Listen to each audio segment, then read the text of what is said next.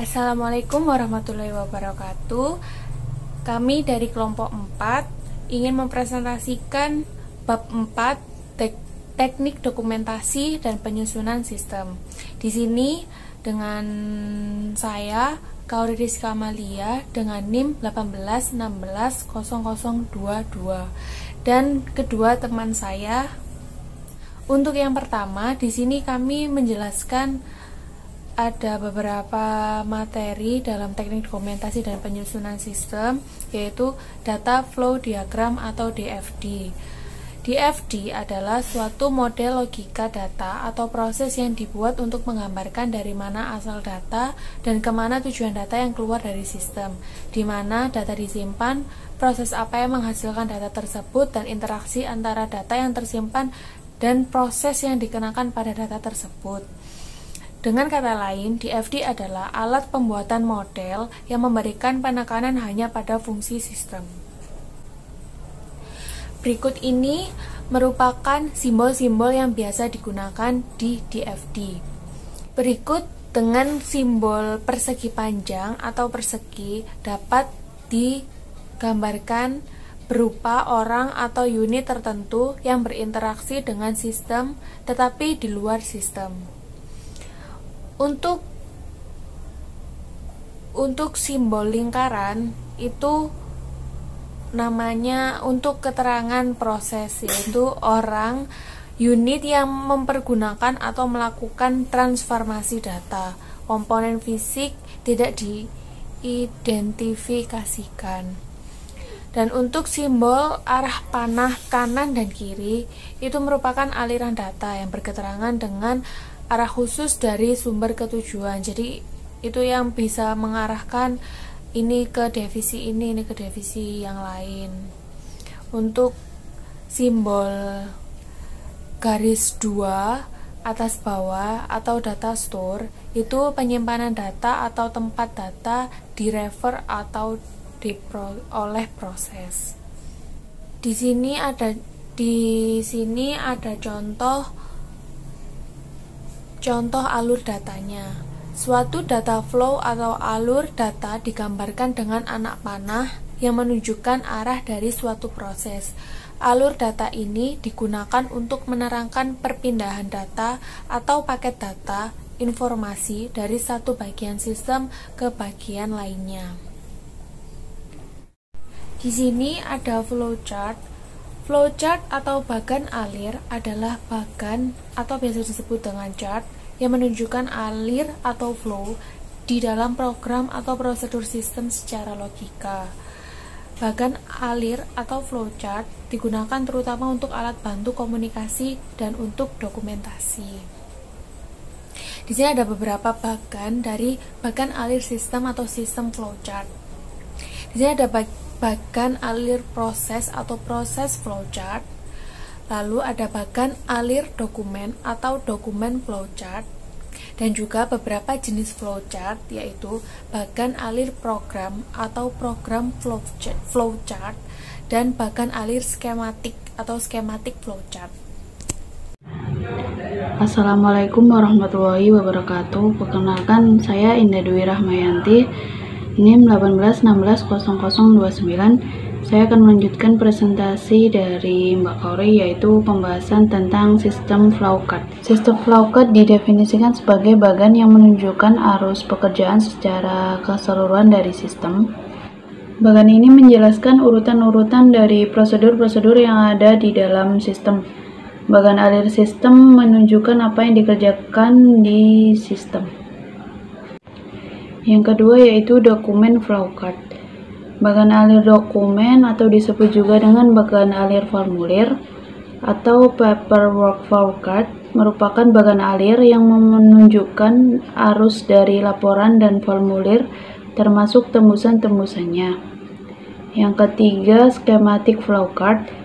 Bagan alir skematik merupakan bagan alir yang mirip dengan bagan alir sistem, yaitu untuk menggambarkan prosedur di dalam sistem. Perbedaannya adalah bagan alir skematik selain menggunakan simbol-simbol bagan alir sistem, juga menggunakan gambar-gambar komputer dan peralatan lainnya yang digunakan. Maksud penggunaan gambar-gambar ini adalah untuk memudahkan komunikasi kepada orang yang kurang paham dengan simbol-simbol bagan alir. Yang keempat yaitu program flowchart. Bagan alir program merupakan bagan yang menjelaskan secara rinci langkah-langkah dari proses program. Bagan alir program dibuat dari verifikasi bagan alir sistem. Bagan alir program dapat terdiri dari dua macam, yaitu bagan alir logika program dan bagan alir program komputer terperinci. Bagan alat logika program ini dipersiapkan oleh analis sistem. Bagan alir program komputer terperinci digunakan untuk menggambarkan instruksi program komputer secara terperinci. Yang kelima yaitu proses flowchart. Bagan alir program merupakan bagan alir yang banyak digunakan di teknik industri. Bagan alir ini juga berguna bagi analis sistem untuk menggambarkan proses dalam suatu prosedur. Selanjutnya yaitu simbol dan notasi flowchart. Flow direction simbol dipakai untuk menggambarkan antara simbol. Yang pertama simbol offline, yaitu simbol untuk keluar atau masuk prosedur atau proses dalam lembar atau halaman yang lainnya. Yang kedua yaitu simbol konektor atau simbol untuk keluar masuk prosedur dalam lembar atau halaman yang sama. Yang selanjutnya yaitu processing symbol, yang menunjukkan jenis operasional pengolahan dalam prosedur. Yang pertama simbol proses pengolahan yang digunakan oleh komputer. Yang kedua simbol manual operation, yaitu pengolahan yang tidak pada komputer.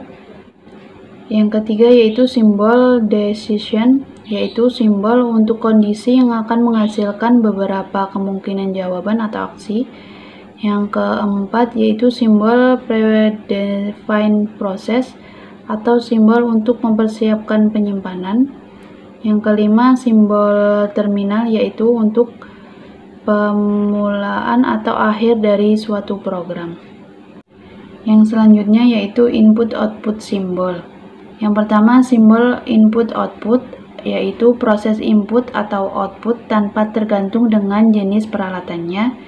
Yang kedua yaitu simbol magnetik tipe unit, yaitu input berasal dari pita magnetik atau output disimpan ke pita magnetik.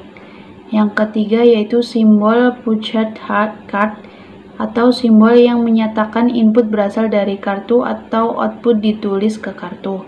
Yang keempat yaitu simbol disk and online strong atau simbol yang menyatakan input berasal dari disk atau output disimpan ke disk. Yang kelima simbol display, simbol yang menyatakan peralatan output yang digunakan yaitu layar, printer, dan sebagainya. Yang keenam simbol dokumen, yaitu simbol yang menyatakan input berasal dari dokumen dalam bentuk kertas atau output dicetak ke kertas. Assalamualaikum warahmatullahi wabarakatuh. Perkenalkan, nama saya Niken Ayu Prasasti, NIM 181600024. Di sini saya akan melanjutkan presentasi dari Mbak Indah, yaitu pedoman membuat flowchart. Ada 7 ya. Yang pertama, flowchart digambarkan dari atas ke bawah dan dari kiri ke kanan. Yang kedua, aktivitas yang digambarkan harus didefinisikan secara hati-hati dan definisi ini harus dapat dimengerti oleh pembacanya. Yang ketiga, kapan aktivitas dimulai dan berakhir harus ditentukan secara jelas. Yang keempat, setiap langkah dari aktivitas harus diuraikan dengan menggunakan deskripsi kata kerja. Yang kelima, setiap langkah dari aktivitas harus berada pada urutan yang benar. Yang keenam, lingkup dan range dari aktivitas yang sedang digambarkan harus ditelusuri dengan hati-hati. Yang ketujuh, harus menggunakan simbol-simbol flowchart yang standar. Selanjutnya, contoh flowchart program seperti ini ya tabelnya. Bagiannya menjadi seperti ini. Selanjutnya, tabel keputusan.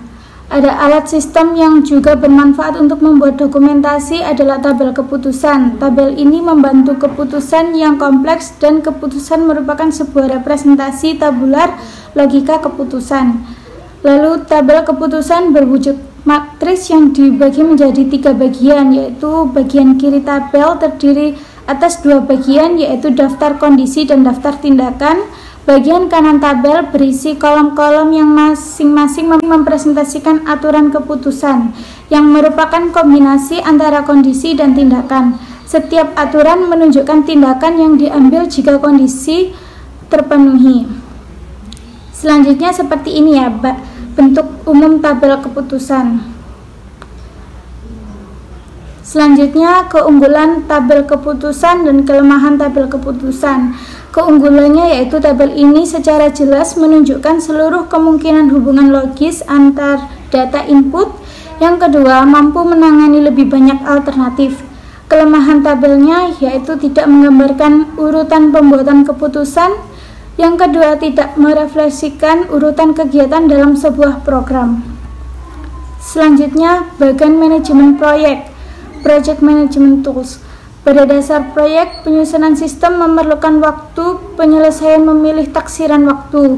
Penilaian terhadap keberhasilan proyek penyusunan sistem informasi didasarkan pada apakah proyek tersebut diterapkan tepat waktu dan sesuai dengan anggaran atau tidak. Untuk membantu mencapai tujuan ini digunakan alat yang disebut dengan manajemen proyek. Alat manajemen proyek yang membantu dalam penyelesaian proyek cepat waktu adalah Gantt chart dan diagram jaringan, network diagram. Untuk memberikan gambarannya yang lebih jelas, berikut adalah contohnya. Selanjutnya adalah kesimpulan dari presentasi yang tadi. Kesimpulannya adalah bab ini membahas berbagai macam teknik dokumentasi yang menyusun sistem informasi akuntansi, yaitu bagan alir merupakan gambar yang menjelaskan urutan proses dengan menggunakan berbagai macam simbol. Bagan alir sistem meringkas proses sebuah sistem dan menunjukkan input dan output sistem. Yang kedua, tabel keputusan meringkas hasil akhir dari sebuah proses pembuatan keputusan berjenjang dan kompleks. Yang ketiga, bagan Gantt dan bagan jaringan juga bermanfaat untuk pengelolaan proyek pengembangan sistem. Bagan Gantt mudah dibuat dan dibaca, namun memberikan lebih sedikit informasi dibandingkan diagram jaringan. Sekian presentasi dari kami. Apabila ada kesalahan atau kurang kata, saya mohon maaf yang sebesar-besarnya. Wassalamualaikum warahmatullahi wabarakatuh.